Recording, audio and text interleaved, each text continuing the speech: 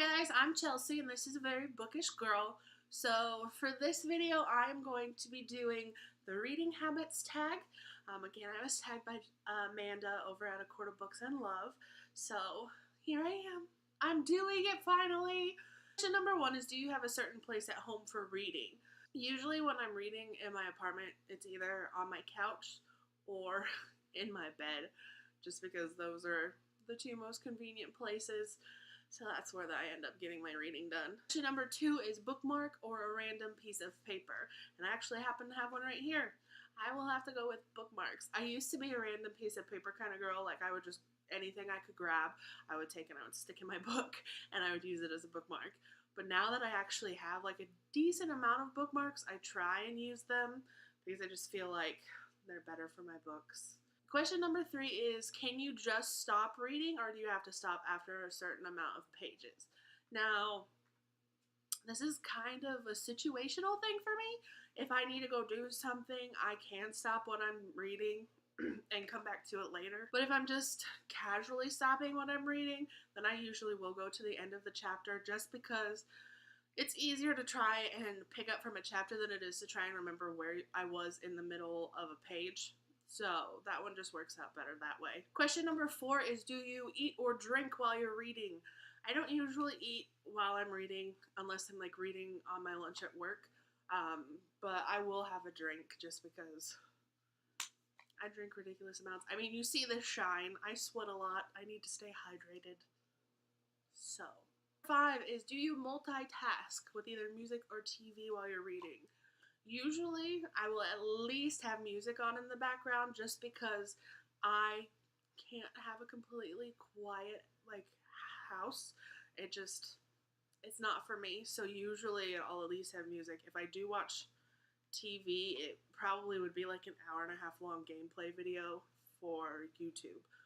Something that I can have on in the background that I don't have to pay attention to, but at least it gives me sound.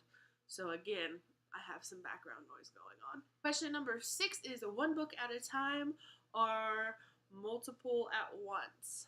So, again, I used to be a single book at a time girl. I used to only be able to keep track of one book, but now I find myself with 4, 5, 6 books going at one time just because I don't know what I want to read and I'm all over the place. Like right now, I'm currently reading, you can see them right here. I've got 2 books going. I've got They Both Die at the End by Adam Silvera, I Hate Everyone But You by Gabby Dunn and Allison Raskin. I've got Brain on Fire by Susanna Cahalan going, and Warcross by Marie Lu. So I've got 4 books going. Thankfully, they're all very different, so it's easy for me to dive back in. But if they were all like contemporary books, I probably wouldn't be able to do it because they'd have too similar of a premise to be able to keep everything separated. All my books are just falling. My bookcase is a hot mess. What can you do? Question number 7 is, reading at home or anywhere? I usually can read anywhere. When I was younger, I used to be known as the person that would take a book with me wherever I went. So I usually have a book no matter where I'm going, just because you never know when you're going to have downtime. So you might as well have a book to keep you company. Question number 8 is, reading out loud or silently in your head? Typically, I will read silently to myself. I don't really have a reason to read out loud. And I don't think I have in a really long time, to be completely honest. So that just doesn't happen. Question number 9 is, do you read ahead or even skip pages? Not typically. Unless it's a really hard book that I'm just trying to like speed through to the end because I just want to finish it. Like with The Unexpected Everything, I skim read so much of the end of that book just because I just wanted to finish it. I did. It was not a good time. I did not like the characters.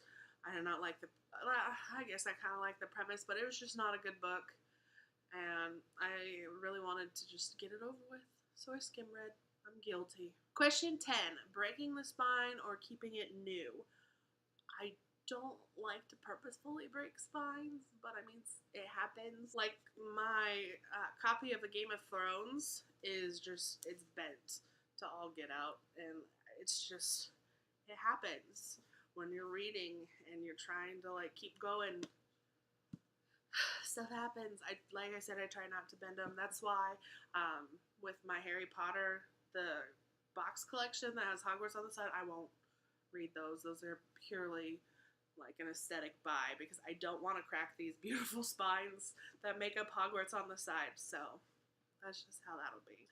Question 11 is, do you write in your books? I have highlighted, but I haven't written in a lot of my books.